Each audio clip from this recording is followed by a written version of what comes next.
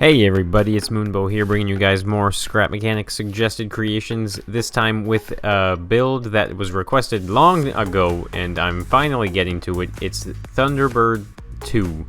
This is from an old school TV show. Actually, it's a really old TV show. It first aired in 1965, and it featured live action, like marionettes, with voiceovers. You guys should check it out.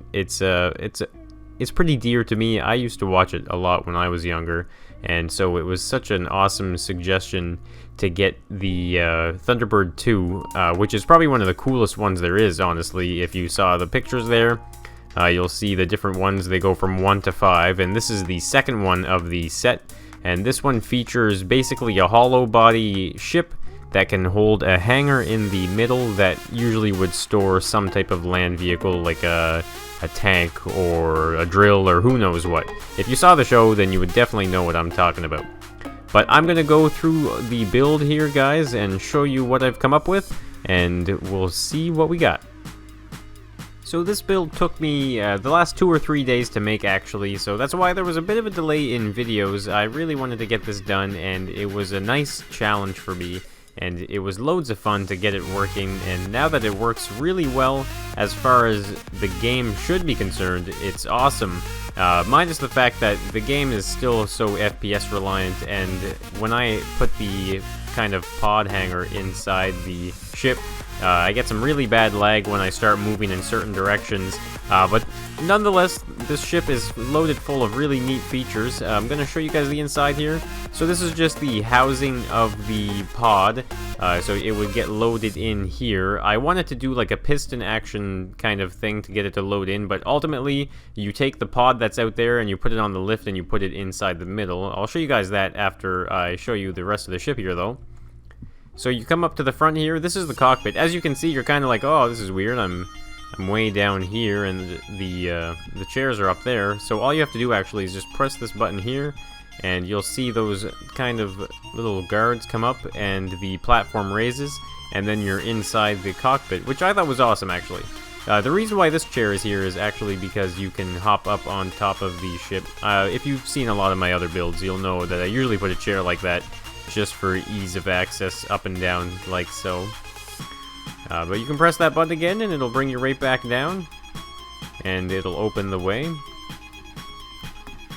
Aside from that, though, the general look I'm really happy with. The front could probably be a little bit bubblier, but with the size of it, I think ultimately this thing reached like 1,500 or if not more wedge pieces.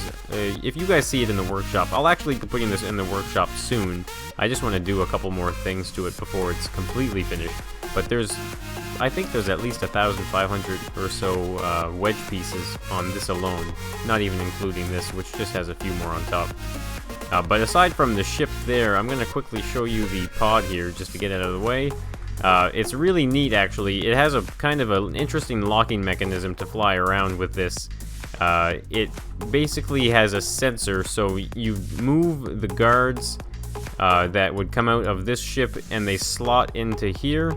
And this sensor, just one sensor, gets picked up, and it'll pick up these legs underneath. And you'll see that in action, actually, really soon. I can press this button here, and it kind of just opens up a garage door. So typically, this would have some type of land vehicle inside of it, except the lag is kind of unbearable as it is when I'm trying to fly really fast. I can hover around easily, but so the idea of having a vehicle inside is not really possible at the moment.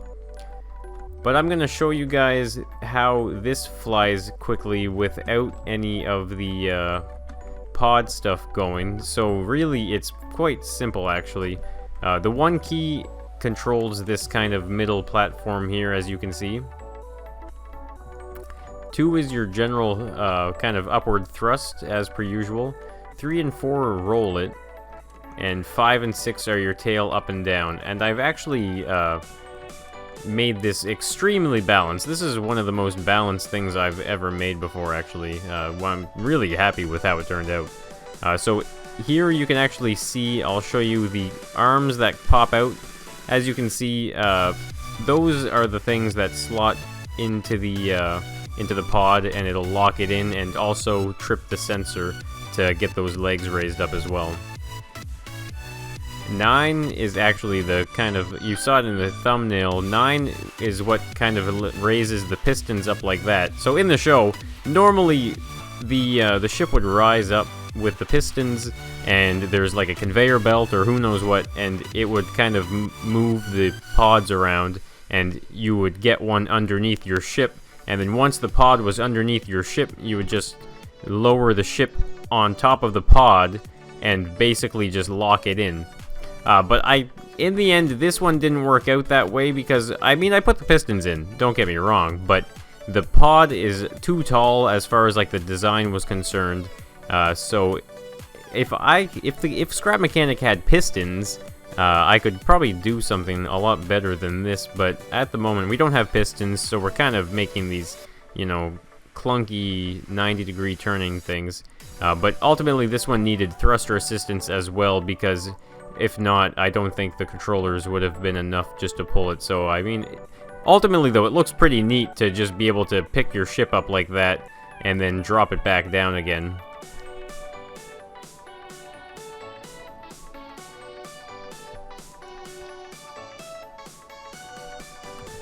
So I am going to quickly go and grab that pod, and I'll show you guys how to pop it down inside the center here. Alright, I've got it all set up here. I'm just going to quickly grab this on the lift and hop onto the back platform here. And all you need to do is basically find that sweet spot right there, that you can drop it down onto the lift like that, and you'll see as soon as I release it, those legs will come out underneath like so, and you get a quick bit of lag, but then the lag goes away pretty well anyway. Surprisingly well, because I didn't leave any gap at all in between the pod and the ship itself. So as you can see where the kind of danger lines are there, it's direct contact all the way around the entire pod. But surprisingly, pretty lag-free for me. So once you've got the pod inside like so, all you need to do is actually, well, you can press this button here, and if I press that button, it's going to bring the clips inside and trip the sensor and bring the arms up. But I'm going to hop into the seat for that because I'll have a better view and it won't be as laggy. So in this case, for the ship, you press the number 7 key, and you'll see that the legs will go up once the ship has clipped the pod in.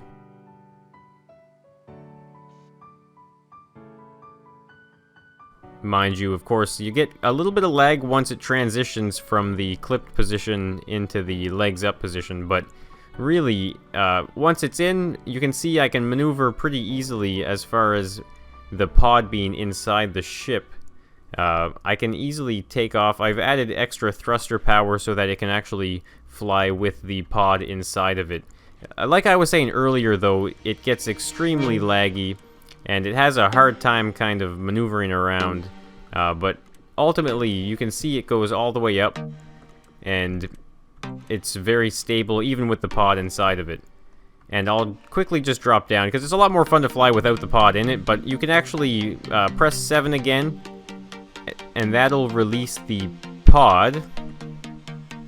And once you've released the pod, you can actually just fly away from the pod to kind of fly around. So I'll drop this pod, guys, and go for a little bit of a flight. I hope you guys enjoyed the video, and if you want to see more Scrap Mechanic, then be sure to hit that like button and subscribe for endless Scrap Mechanic, and I'll see you guys in the next one.